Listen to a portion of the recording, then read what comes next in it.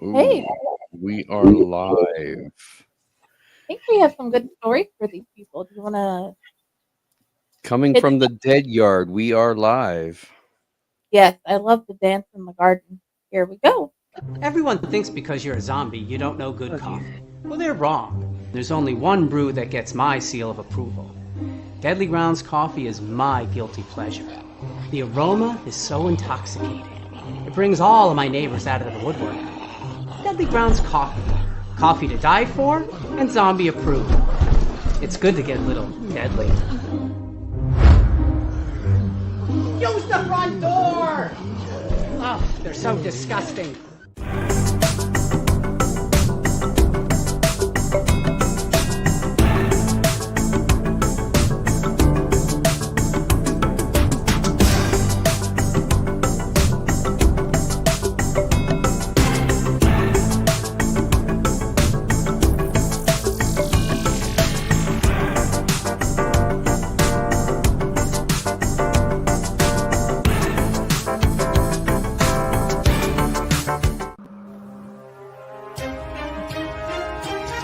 The Dorkening and all affiliated shows are not intended for anyone under the age of 18.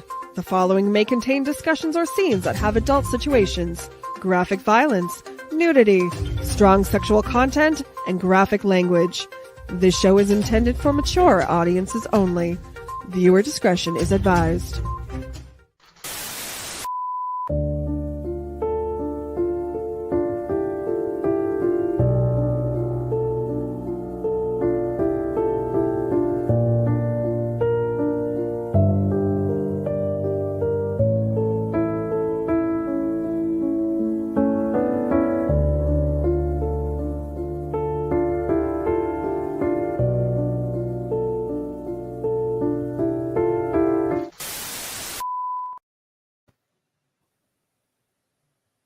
Hello, hello, hello, my lovelies, and welcome back to another episode of Corpse Garden Chronicles. We are going to go back to our original roots for the next little while because we are officially getting into spooky season, like not season. Yay. And all the haunts are getting ready. All the auditions are done or nearly done. All the actors are getting in the swing. And what do we do here? We tell the spooky stories. Thanks to my original co host, Melanie D. This is my favorite place to go back to. And with me today, we have the Ron. Hi, Ron. Good evening.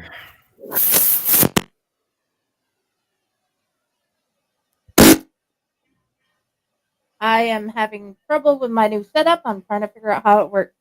So, either Just new way, hi, dubstep sound effects for the podcast. in theory. Oh, I have sound effects.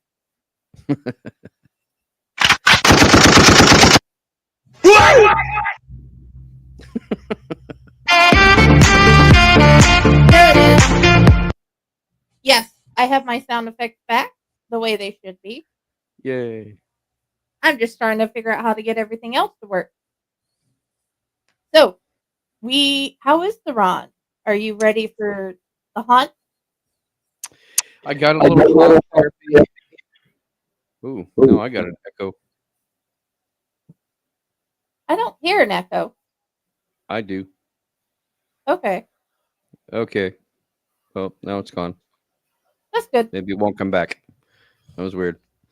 Uh, I got a little haunt therapy this weekend. Went down to Hell's Dungeon for actor training, and Raz was there. We had a good time. Uh, did the actor training class. Did a lot of improv. Got to see where my new scene would be and to play around with my character a little bit. It was just what I needed after being at work all week and just the usual stresses of work week, and finally getting a chance to kind of relax, cut loose a little bit at the haunt. So yeah, I'm looking forward to haunt season because it's going to be a welcome break from my job. And uh, we open September 13th, and I'm looking forward to it. It's so hard to go back to work when I spend all this fun time with Aunt family down in Dayton. So, yeah, Oh yeah, I totally understand that. I would like to thank all the people of Newton, Texas for all the amazing things that y'all did this weekend to help everybody. I want to thank all the firefighters, the police officers, and the construction workers, and everybody who came out and let the kids climb on y'all's vehicles. Y'all explained to them how they work, showed them what happens if you end up in a rolling car wreck without your seatbelt on. Everything y'all did was amazing. And thank you for letting my kid find out what it's like to climb in his own voice for real. That was an amazing Saturday. So, okay. We, other than that, it's been an easy Sunday. I was so close to taking a nap before this show, and I just don't know if I would have waken up in time to do it. So I'm here. I'm ready to read. Let's Are you do ready? this.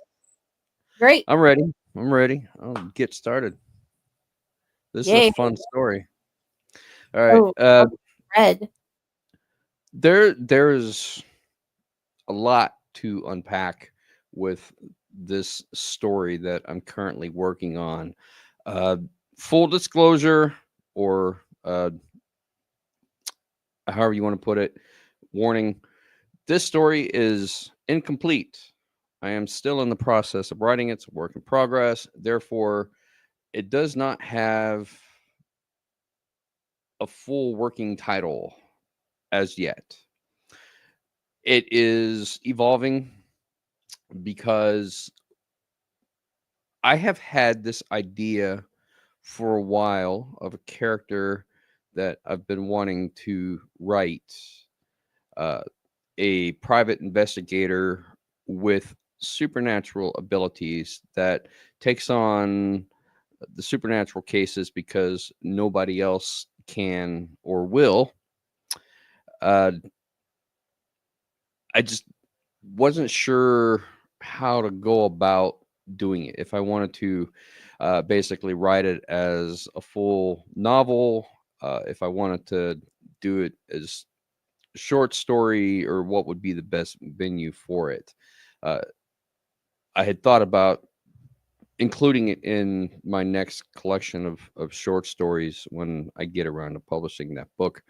But then the perfect opportunity presented itself when you, Jenny, uh, said that you needed some flash fiction to publish in the Faycore monthly newsletter.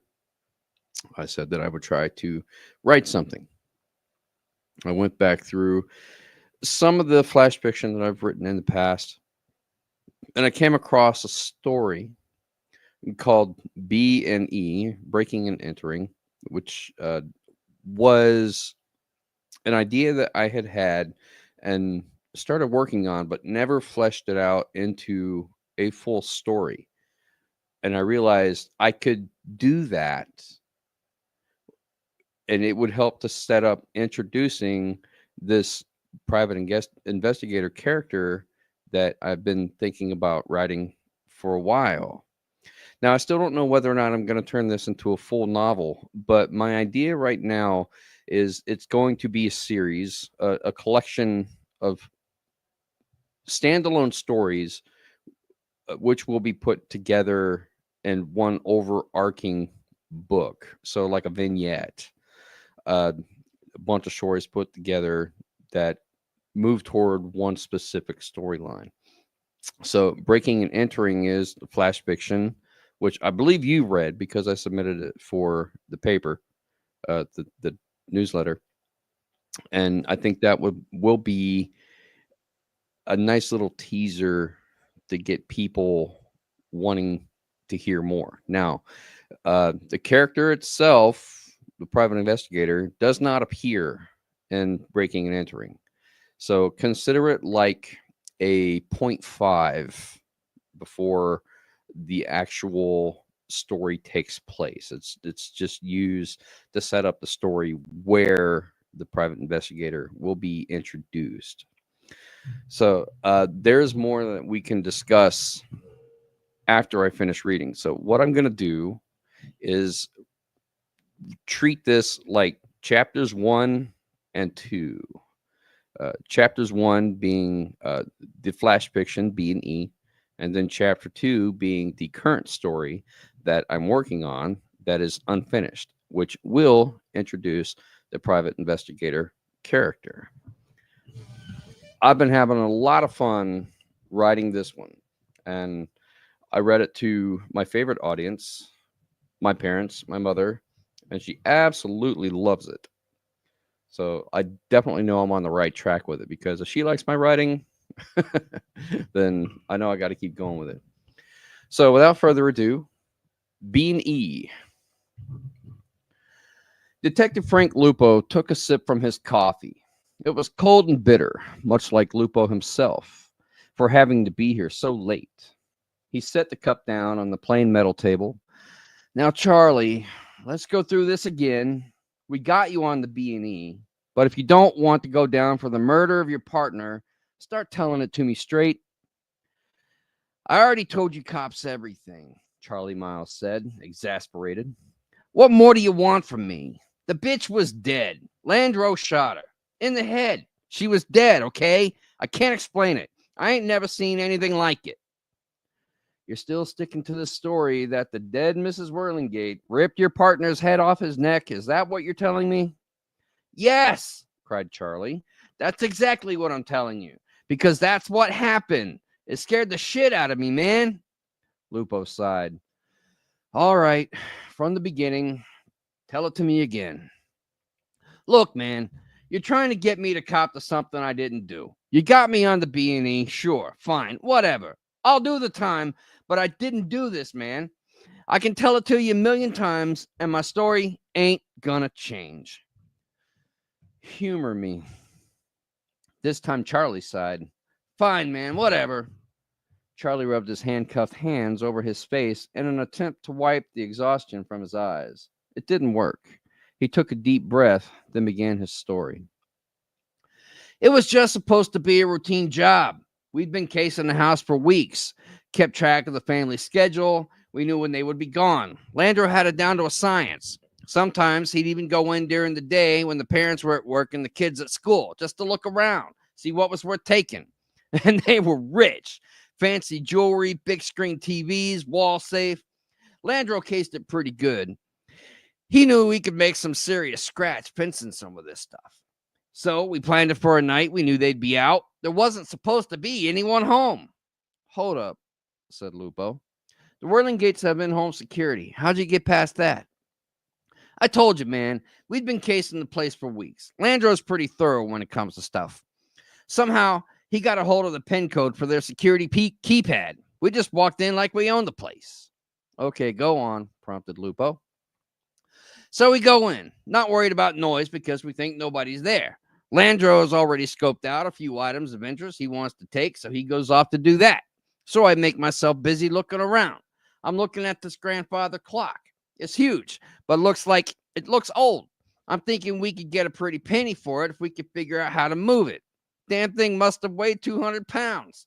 It would have taken both of us a lot more time than we had to get that out to the van. So I'm thinking we'll pass on the clock this time around. And that's when I hear it.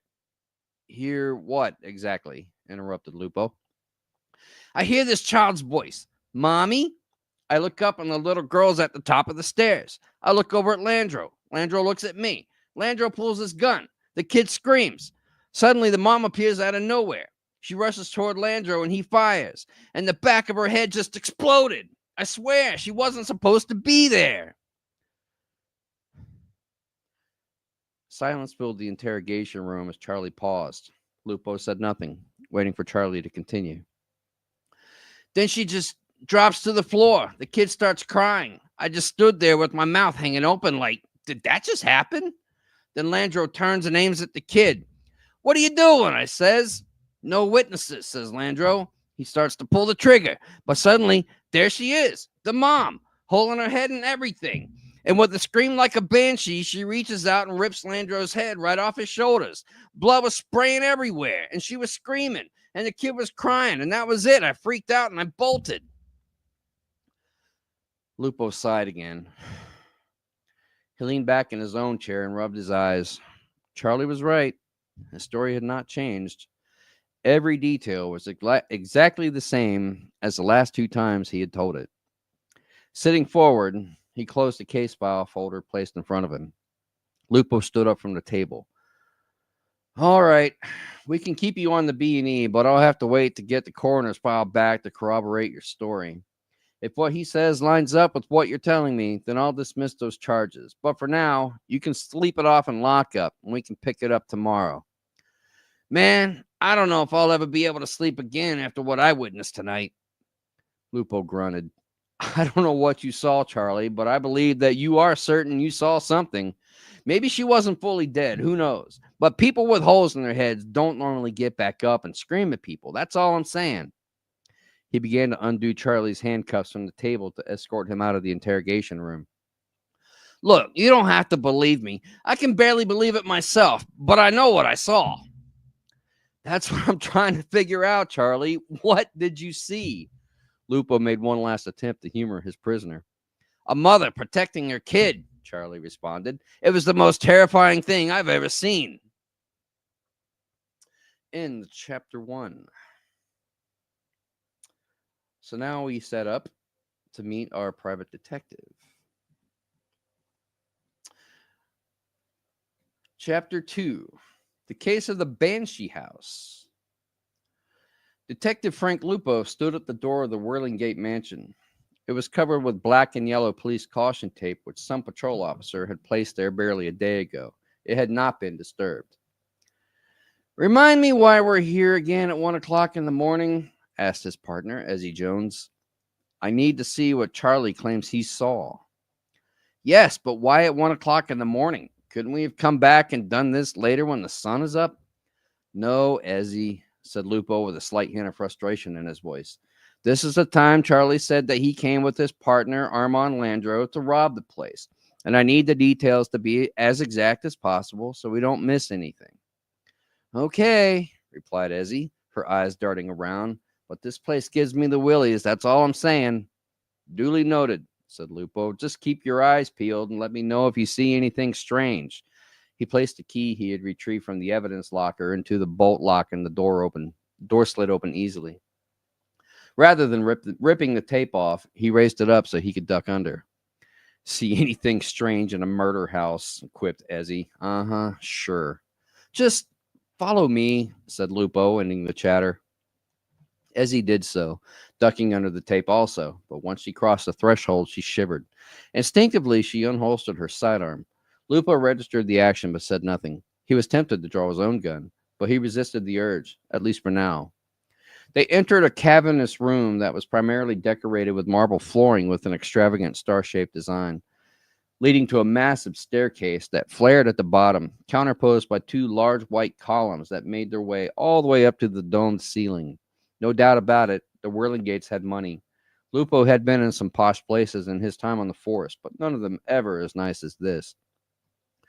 Charlie said he was looking at a grandfather clock when it happened. Lupo looked around and saw a grandfather clock off to one side against the wall. It, like the rest of the area, was white and looked like it may have cost twice Lupo's monthly paycheck, if not more. Lupo let out a slight whistle as he gawked at the clock.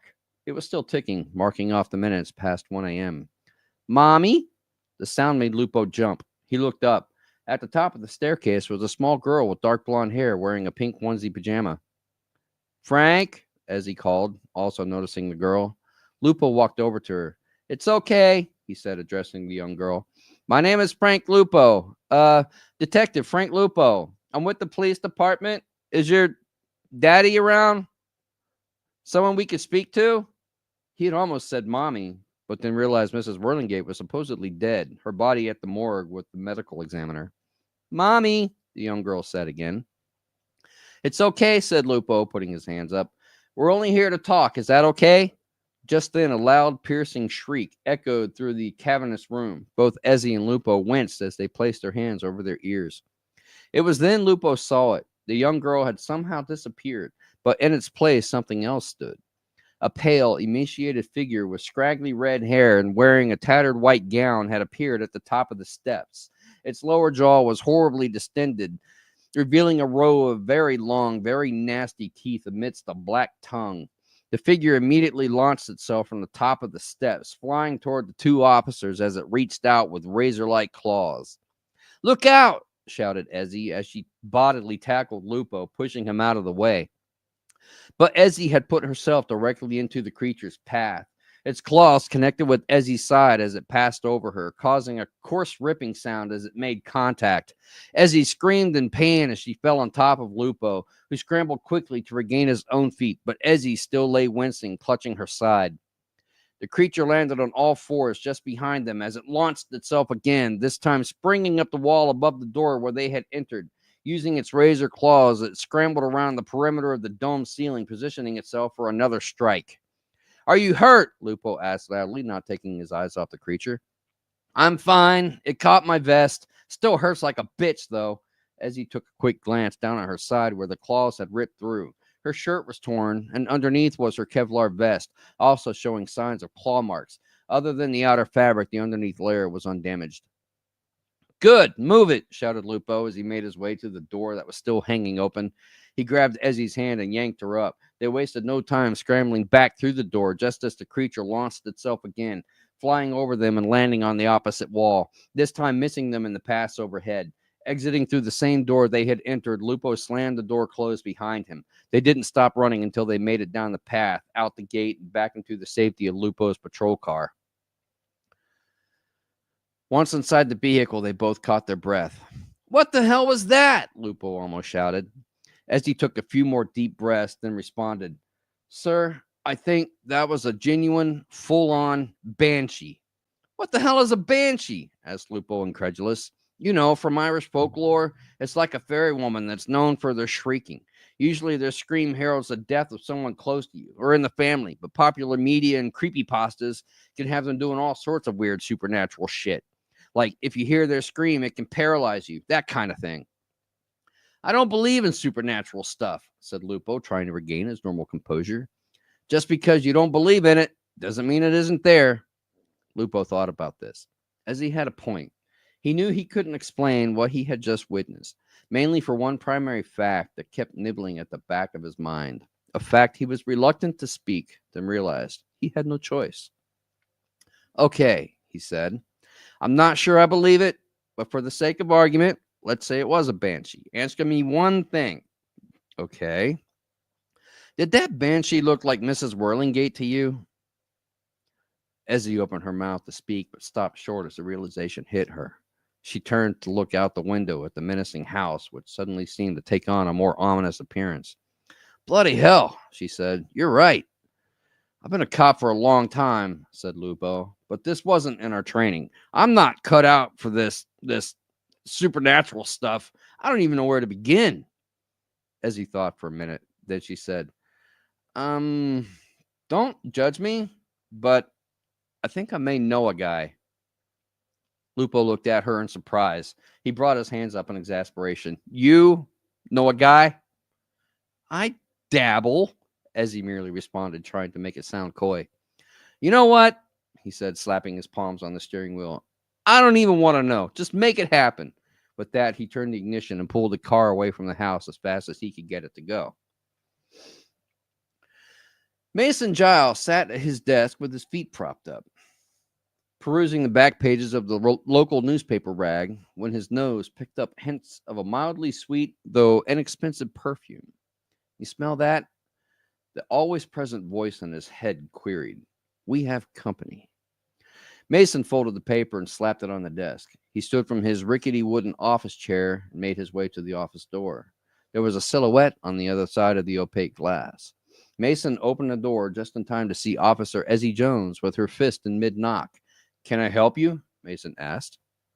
"Are you Mason Giles, the private detective?" Ezzy asked the taller man. While he didn't look particularly muscular, he appeared athletically fit. He had short dark hair neatly combed back on his head, and his eyes were darker than what she considered normal for a typical person. His skin was pale, but she couldn't place any kind of ethnicity. "If it's about a job, then possibly. If it's about any unpaid parking tickets, then you got the wrong guy. Try 2 doors down." This caught Ezzy off guard. You're the only door in this office space. Damn, that never works. I really should think about moving. What can I do for you, miss? My name is Ezzy Jones. I'm with the Waynesville Police Department. My partner, Detective Frank Lupo, and I are investigating a homicide, and we've run into a bit of a conundrum that is outside of our area of expertise. And I'm told through channels you handle these types of cases. And what type of case might that be, Miss Jones? I don't know any other way to put this without sounding crazy, so I'm just going to put it out there. I believe we encountered a full on banshee last night. And what makes you think I handle these types of cases? Word through the grapevine? Ezzy did not offer up an explanation so much as hoping the private detective would not pursue that line of questioning. Must be one hell of a grapevine, Mason shot back. Okay, look, said Ezzy, not seeing any other way than the direct route. I dabble a little bit in witchcraft, typical Wiccan type stuff, sage and smudging, simple spells, that kind of thing. I never really took any of it seriously, just something for fun. I personally never seen anything supernatural, at least not until last night. And word in the forums online and among my witches socials group is that you handle the more supernatural type of cases. Now, are you that Mason Giles or not? If not, I'm sorry for wasting your time. Mason said nothing at first, then finally responded, Step inside my office. Tell me more about what you witnessed. Ezzy followed him into the inner office where Mason offered her a similar rickety wooden chair to his own. Ezzy sat down. Water? Mason offered. No, thank you. I'm fine. Mason returned to his own chair, and in true private detective fashion, he opened a desk drawer, only to brandish a bottle of bourbon and 2 glasses. Not even expensive bourbon, but the $10 bottom shelf swill. Good for a cheap buzz, but burns like fire when swallowed. He motioned to Ezzy, who shook her head. I'm on the clock, she simply said. Mason shrugged and poured himself a shot. He sat back down on his own rickety wooden chair, this time propping his elbows on the desk instead of his feet. With no hesitation, he threw back the shot and cocked his head to the side, as he heard several vertebrae in his neck popped. Apparently relieved, Mason spoke. Start from the beginning, he said. Ezzy pulled a vanilla folder out of a leather satchel she had been carrying. It would be easier to show you, she said. She slid the folder across the desk to Mason, who flipped it open to the first page. This is the case file, what we have so far.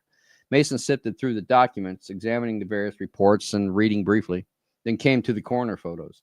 Mason stopped at one which showed the headless torso of a man. That's Armand Landreau, or what's left of him, as he said. He's technically the murderer we are investigating. The next photo shows Eliza Whirlingate, supposedly the one who murdered him. Mason shifted the photos to the next one. This one showed a pale, scraggly blonde-haired lady on the metal slab with a small hole in her forehead. Another angle of the victim showed the back of the head, which was largely missing, showing matted hair with black void where the back of the skull should have been. How does a lady with a large hole in the back of her head rip the head off a man much larger than her? That's what I'm hoping you can tell me, Ezzy responded. Continue, Mason prompted. My partner and I went to the Whirlingate mansion last night to investigate, and that's when we ran across Mrs. Whirlingate. But I swear to you, it wasn't Mrs. Whirlingate. Her body was disfigured, and she had this piercing shriek and claws, and she moved around the room like Spider-Man. Spider-Man? From the comics? I get the reference. So you're saying she was crawling up walls? Not just crawling, she was flying across the room trying to attack us. Mason thought for a moment, but this time the joking manner was gone from his voice when he spoke again. Banshees are very rare and definitely not common to this continent. They're Irish folklore. To see them outside of Ireland, or at the very least the British Isles, is generally unheard of. He stood up from his desk and went to a bookshelf on the wall behind him. Glancing at the books, he chose the one he was looking for, then opened it to flip through the pages. Finding the page he was looking for, he set the book down in front of Ezzy. Is this what you saw? Ezzy examined the picture. While it was just an etching, a black and white drawing, it did depict a frail, hag-like woman with scraggly hair and a distended jaw. Its eyes were exaggerated for effect, but Ezzy couldn't help noticing the resemblance of the drawing on the page to the late Mrs. Whirlingate. That's it exactly, Ezzy remarked. I'm telling you, that's exactly what we saw. Mason mused, sitting back down. Banshees are typically associated with mourning. If someone's grief consumes them so much it controls them, they can sometimes transform into the creature, but often there is some kind of magic involved. It doesn't just happen naturally. Something must be the catalyst, like the loss of a loved one, a death in the family. The case file mentioned a husband and a child. Did one of them recently die? Ezzy was taken aback. I don't know. The husband is out of the picture. We've had trouble locating him. His status is unknown. Both Lupo and I saw the child, the little girl. We assumed she was their daughter, but we haven't been able to find her either. I think she's gone hiding. That's why we could use your help with this case. If something strange is going on here, I'm not sure Lupo or I would know how to handle it. Mason closed the book between them. First thing we need to do, he said, is find the girl. I think she may be the key to all of this. So does that mean you will help us? I'll admit you have piqued my curiosity. I'll look into it, and if I find anything or think there's something to it, then I'll charge my standard consultant fee. I'll have my secretary file the paperwork with your department. As he looked around at the threadbare furnishings and lack of decor. You have a secretary? Mason smirked. No. As he shrugged. Anyways, I think I can swing that. She stood up from the chair and gathered up the photos and reports, stuffing them back into the folder. She placed the folder back into her satchel. Mason moved from behind the desk toward the door. He held it open for her. Be at the Whirlingate Mansion tonight at 1 a.m. My partner and I will see you there. I'll see you then. Mason watched as the officer made her way out of his office. Why didn't you tell her you think the child is already dead? Asked the ever-present voice in his head. Because we don't know that for certain, Mason responded in his own thoughts. He did not need to speak aloud to communicate with the voice. There is one thing I know for certain, though. That something strange is indeed happening, replied the voice. Yes. And you think the father is behind it all? Yes, I do. We need to make a call, said the voice. Yes, we do. Mason sat in his truck outside the Whirlingate Mansion exactly at 1 a.m., as he had agreed. Both the detective and Ezzy Jones had already arrived. The taller male detective, the one Ezzy had called Lupo, held his hand over his eyes against the blinding glare of the truck headlights. Mason switched them off and studied the pair. Lupo was a 50-something with broad shoulders and a portly belly to match. He had curly gray hair and massive hands that looked like they had seen a scuffle or two. He was dressed in a wrinkled gray suit and white shirt with a striped corn silk blue tie that hung loosely around his neck. The man looked like he hadn't slept for days, and he probably hadn't. Ezzy was much more clean-cut, wearing a dark blue press suit and white button-down shirt. Her blondish brown hair pulled back into a tight bun. She looked far more refreshed than her detective partner. She stood with her hand on her belt. Mason opened the door to his truck and stepped down. He was still wearing the same thing he had been wearing when Ezzy Jones had graced his office earlier. Faded denim blue jeans, a red t-shirt, a black casual suit jacket, and forest brown military-style tactical boots. It was the same outfit he always wore, except for the color of t-shirt and jacket. You must be the guy, Lupo started as Mason approached. The detective held out his hand for a handshake. That depends, replied Mason. How many other guys were you planning to meet at 1 a.m. in an abandoned mansion? All right, smart guy, quick Lupo. You're him, the supernatural private eye. I prefer alternative investigations, retorted Mason. But yes, Mason Giles. He took the detective's hand and shook it while stealthily palming one of his business cards into it. Lupo took the card and glanced at it, barely reading it. He stuffed it into his coat pocket. You know, private investigators are supposed to be licensed in this state, right? Mason reached into his own jacket pocket and pulled out a folded sheet of paper. I anticipated you'd ask for credentials, he said. He handed the paper to Lupo. Lupo unfolded it and gave it a bit more of a perusing than he had the business card. It says here, licensed private investigator and certified fugitive retrieval agent. That's impressive. He handed the paper back to Mason, who took it, refolded it, and placed it back in his pocket. Anything else you want to know is on file in City Hall, Mason said. Excuse me.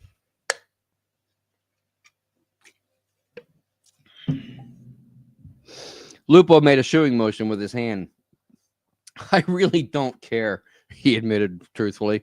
As long as you can help us with this problem, that's all that matters to me. Miss Jones states she thinks you have a banshee on your hands. I don't know what it is, frankly. I've been in the force for 30 years and I ain't never seen anything like it. It scared the bejesus out of me, and that's not easy to do. Well, detective, this is your show. Lead the way. Lupo did just that. The three moved toward the front door of the house where the crime scene tape was still hung. Lupo tried the door. It had remained unlocked since their previous visit. No one had dared to approach the house after Lupo had made his report. Again, it swung open easily, revealing the cavernous hall before them with the star-tiled floor. The three ducked under the crime scene tape and made their way in. Now, Charlie, our perp, said he was over here looking at this grandfather clock when he heard a child's voice say, Mommy. So that's the first thing I did. And sure enough, there was a small girl at the top of the stairs. And you think it's the Whirlingate daughter? Mason asked. Aubrey Whirlingate, yes. And according to the pictures we have of her, it sure as hell looks like her. Mason stood in the center of the star, looking to the top of the stairs. All right, detective, do what you did last night. Let's see if we can get her to manifest. Ezzy and Lupo moved toward the clock. Sure enough, the three heard the child's voice. Mommy? Mason had not taken his eyes off the stairs. What he saw might have surprised a normal person to witness it, but Mason was not a normal person. The girl had just appeared. No smoke, no effects, just blinked right there into existence. Stay there, Mason called. Lupo and Ezzy froze. Mason walked toward them, then closer to the clock. He inspected the clock's face. Okay, now move, he said. The two did so. Mason stepped off the line of the clock face. The girl at the top of the stairs disappeared. Mason said, now watch. Lupo and Ezzy did.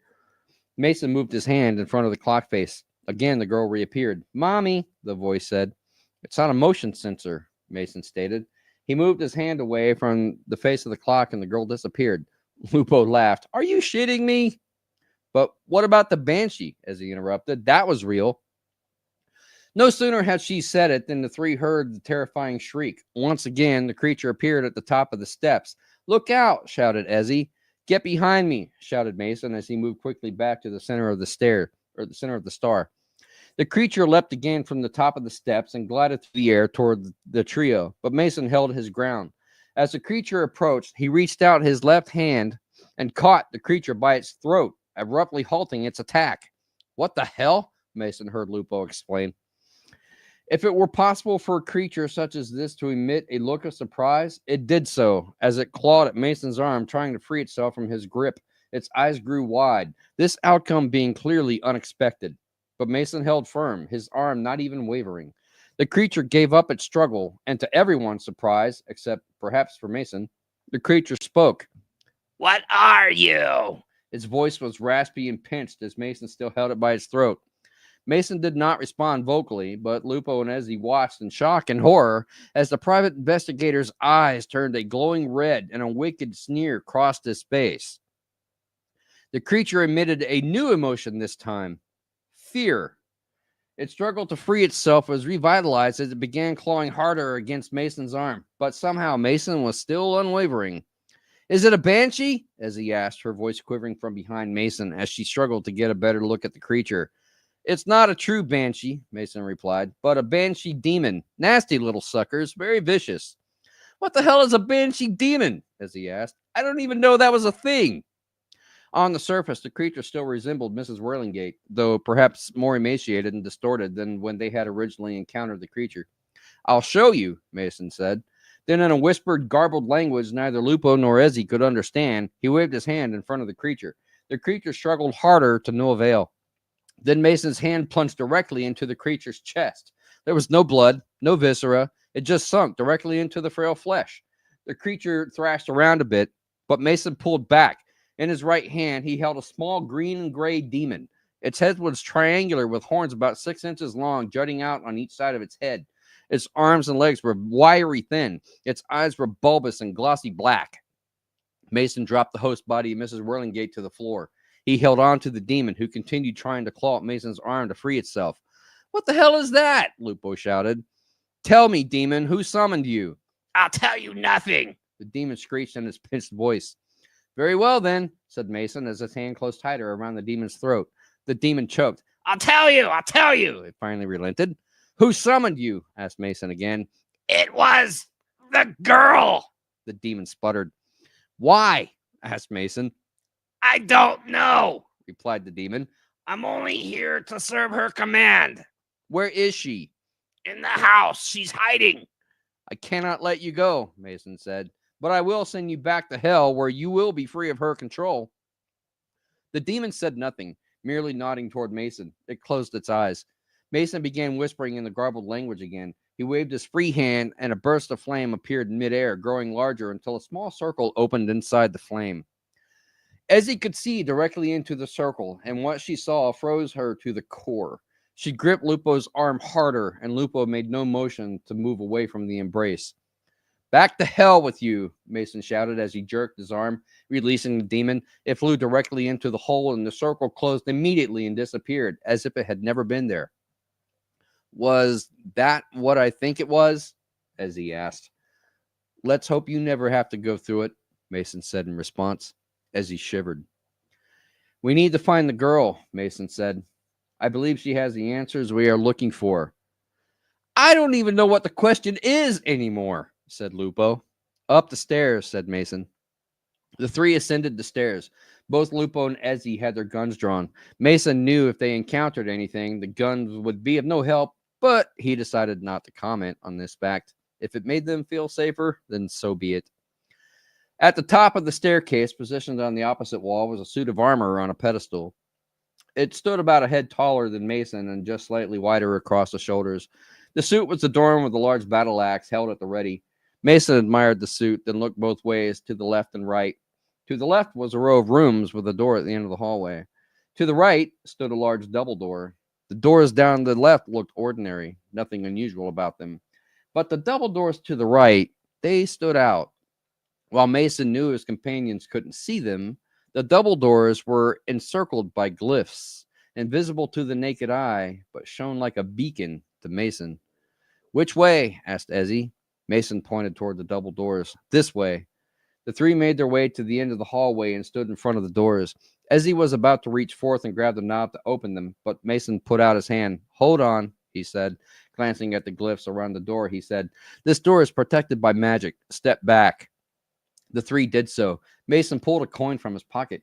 He tossed it toward the door. Immediately, blue sparks shot out from the wall surrounding the door, zapping the quarter in midair. Whoa! Exclaimed Lupo. That could have been us. Uh-huh, confirmed Mason. What do we do? Asked Ezzy. I got this, said Mason. Stay here. Without waiting, he stepped toward the door, speaking that unintelligible language Ezzy and Lupo had heard earlier. This time, he had his left arm outstretched in front of him. Lupo and Ezzy watched as the blue sparks emanated from the walls again, but this time they were concentrated on Mason's outstretched arm. Ezzy and Lupo watched in stupefied amazement as Mason's arm seemed to be absorbing the sparks. He continued advancing on the door until he was within close enough range to touch it. But rather than turning the knob, Mason's unintelligible language grew louder. He brought his tack boot up and slammed it, a powerful kick against the doors, which burst open with an explosion of sparks. Immediately, the magic sparks disappeared. Mason stood, looking back at his companions, and with a sweeping motion of his arm, he said, After you. That's it. That's all I have so far. Hope you enjoyed it. I did. That was awesome. Oh, it's going to get better. I got so many ideas for this. I can't even begin. I wish I could just get it all out, write it all down, just work nonstop on it until I get it out. But it's going to take me some time, but I'm excited about this one. I want to keep going on it. Oh, yeah. It There's looks definitely amazing. there's characters that I want to introduce that haven't been introduced yet.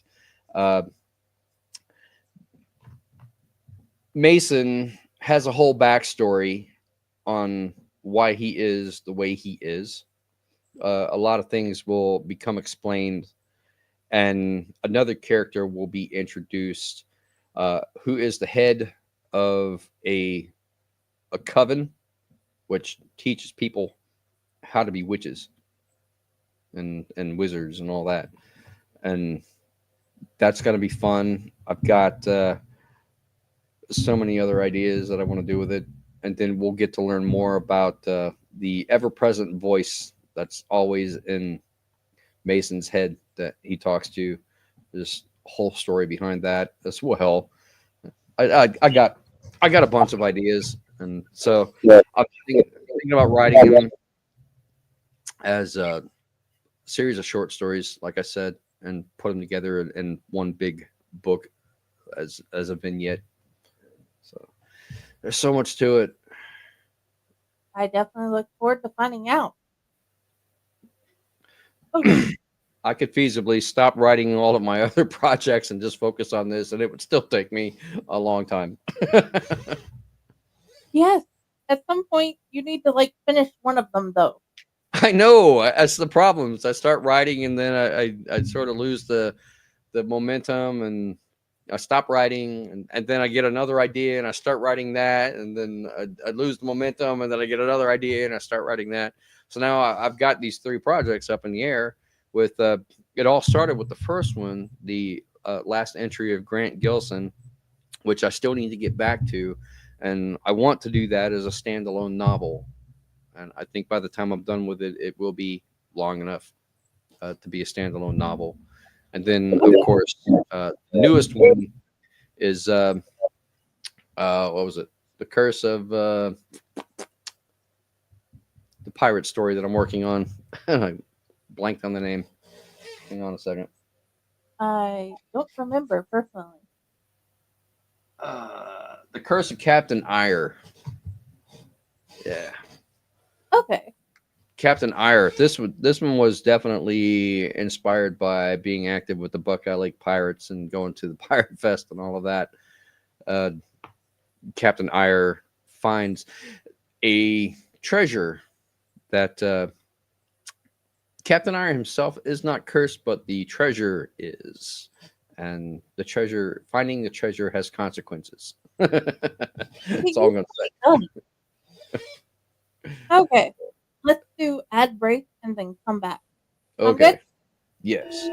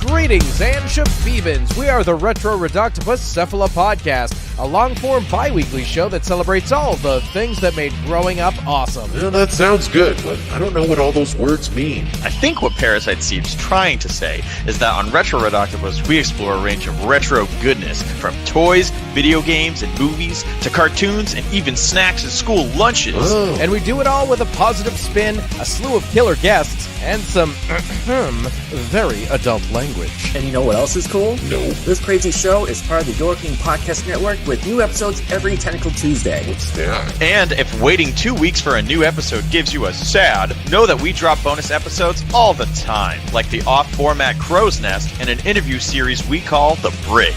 You can listen to Retro Octopus on Apple Podcasts, Spotify, Stitcher, or any app that's cool enough to carry the only show that celebrates all the things that make growing up awesome.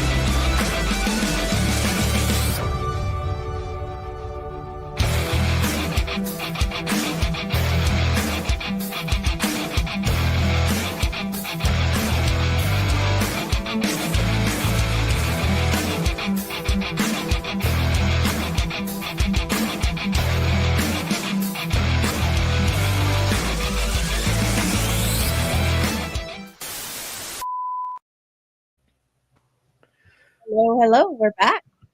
And we're back. Okay. Hi guys. For me, this over the next spooky season until the end of October, I'm going to be doing random episodes between having guests and episodes solo, and some stories will be revisited from other episodes, and other stories will be new, like Ron. Like, I'm definitely looking forward to more of his. But tonight, I am going to read Into the Jungle from the Nightmare Whiskers anthology and the Heaven's Forgotten Tales collection, because she took a whole bunch of her stories from Sabrina did, put them together in a collection of her own. But this one I really like. One of the creatures actually is nightmarish enough to give me nightmares because I despise spiders. And I'm going to do like normal and put up the cemetery while I'm reading. And I hope you guys enjoy the story. Into the Jungle. Fear is always good, though it is sometimes taken to the extreme. It tells us that danger is near. It is a tool that has been carried from ancient times, a gift from ancient gods to allow us to survive predators that have long been forgotten. Unfortunately, though, they were forgotten by us. Forgotten by us. We were not forgotten by them. Many of them are still here, lying in wait, waiting for the chance to attack. Some places are easier for those creatures to hide from the light of the modern world, deep oceans and deeper forests, places that humans have no business going. As capitalism has grown stronger, that is exactly where we have decided to go. Some people say that monsters are all human. Maybe some are, and the movie industry has made a few more famous. Ones that are pretty in some ways. It is the ones that are not spoken about, the ones that cause true terror that keep me up at night. I barely survived my own nightmare. The trip was supposed to be an easy money maker. We go into the jungle, clear space for the next wave of builders. Nothing to it. We started as 100 strong. I'm the only one who made it home. No, I'm not insane. Listen to me. There's things in the jungle, skittering and slimy things. Things that can easily eat a man whole alive. Okay, I am sounding a little like a crazy person. Let me start at the beginning. Maybe I can convince you then. Our group was told that people there was okay. Our group was told that though there was some danger in going on this job, but it was supposed to be a minor thing. Fire, ants, piranhas, snakes, and the occasional native. Oh, they covered the bases and made sure we were prepared for normal jungle stuff. We were a bunch of mercs with some experience in traveling through more dangerous areas. Most of us had forgotten fear. The company provided enough supplies to see us to the jungle, and then enough to camp there for 3 months. The plan was to send more people in after a month and cycle us out.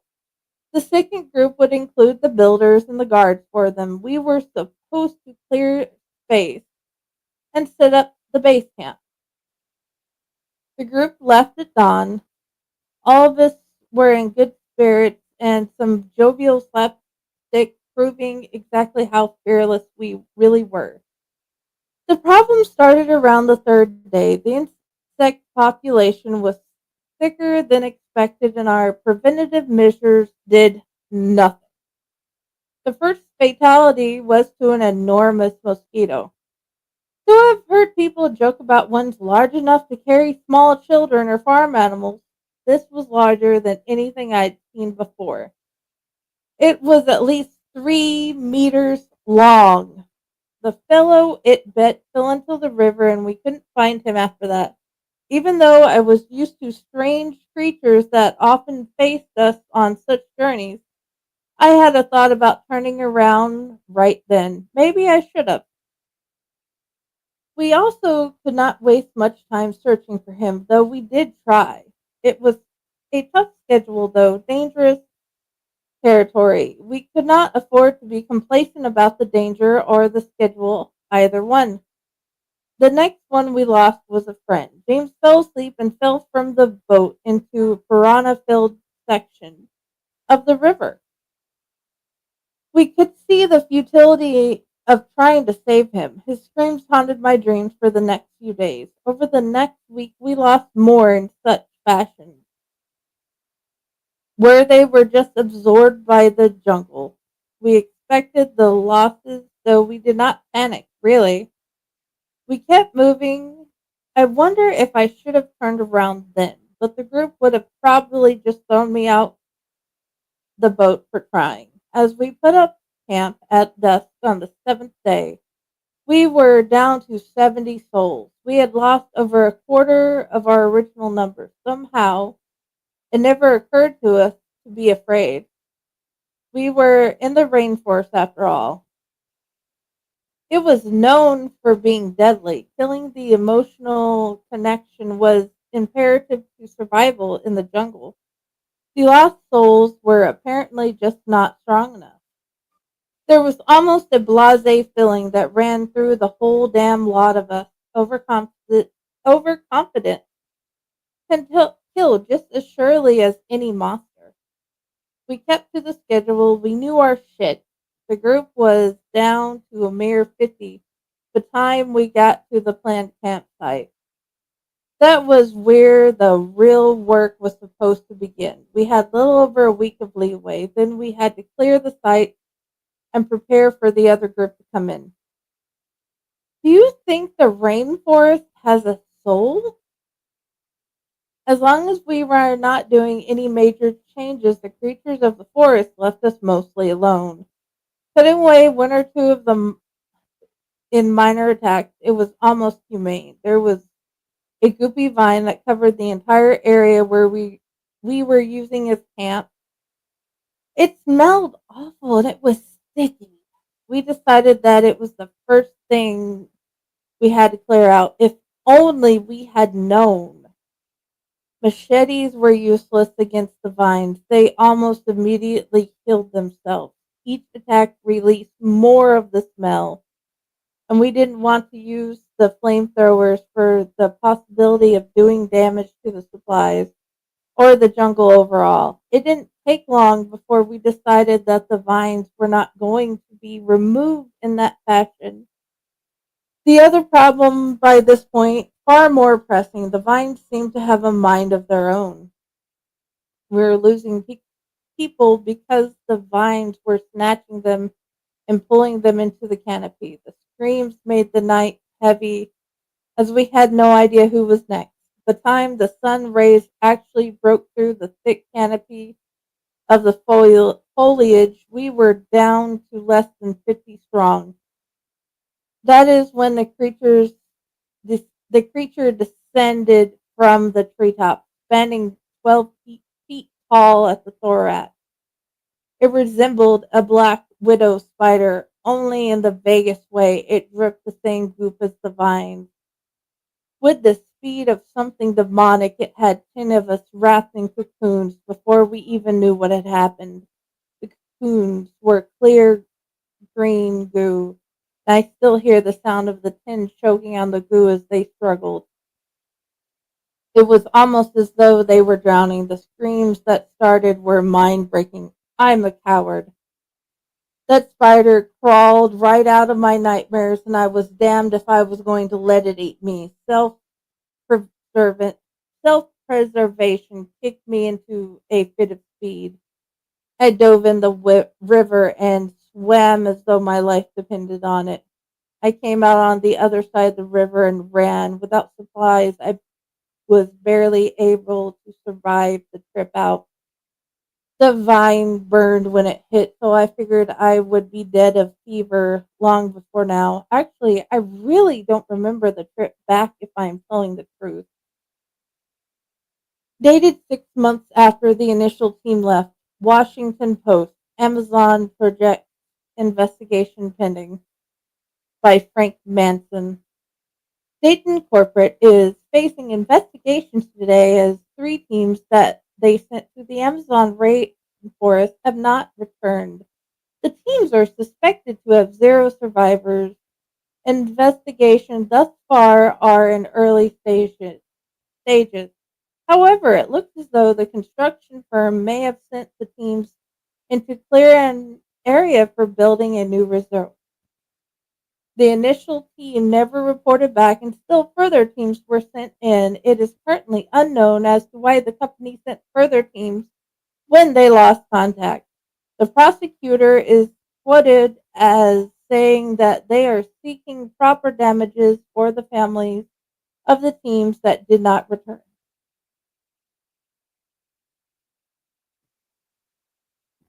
That was Patty's story. I love that story. It has,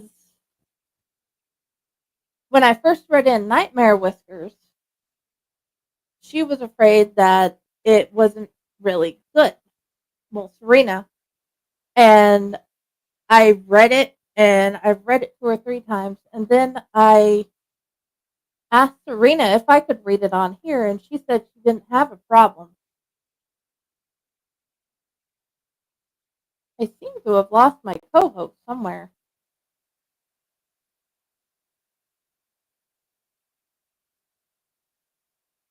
Hey, Ron, where did you go? Anyways, um, I hope you guys have a wonderful spooky season. And I honestly do agree with a whole lot of the things that are said on social media. July has ended, officially time to begin everything that is awesome and spooky. Right, Ron? Sure, whatever you say. I had to take a quick little bio break, so I wasn't on camera. Yeah. Um, spooky season is good to start now that July is over. The lie is over. Yeah, July is over. What lie? July. Oh, July. You said the lie. I was like, who's lying? Nobody's lying. Okay. July. July is over. July like Yep, a dog on a rug. dude. My problem is it's still 80 degrees outside and it's nighttime. Oh, I think it's in the 60s here, so not too bad. Oh, that's so much better. I'd rather have that. Well, you're in the wrong state. I know, but everybody, well, all the family's here, so I must be here apparently. So, anyway, did you have anything to add about your stories moving forward? Uh,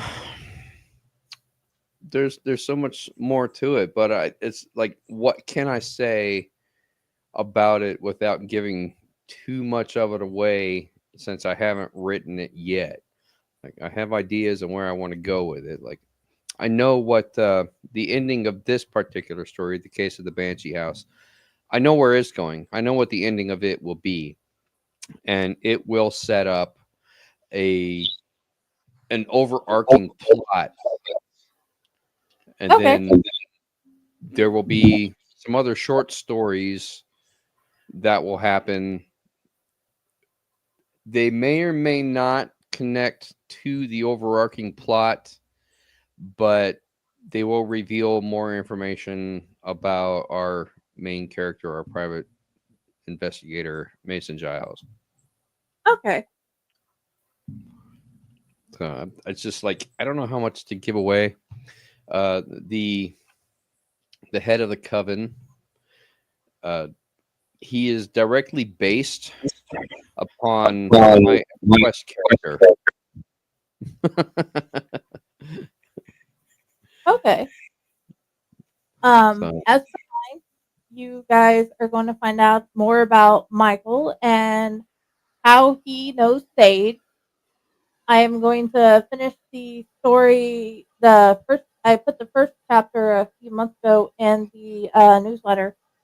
I'm going to continue that story, and then the next story is going to be a interesting journey of Sage and Michael working with a few friends, trying to find a way to get rid of a weird entity that a resident had called into the nursing home before he died, trying to get more time.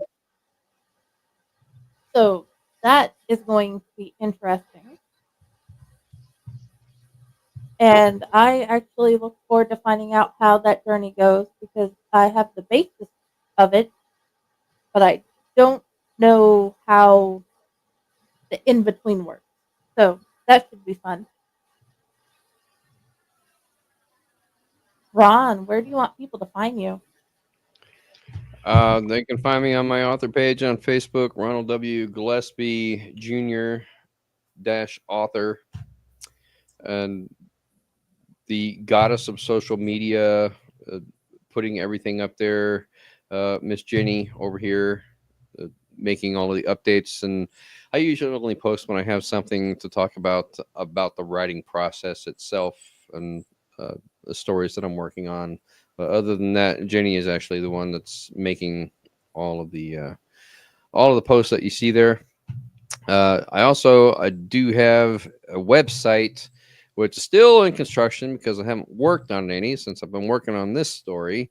We still have an issue with the email servers and trying to set up the WordPress ish type log on for it.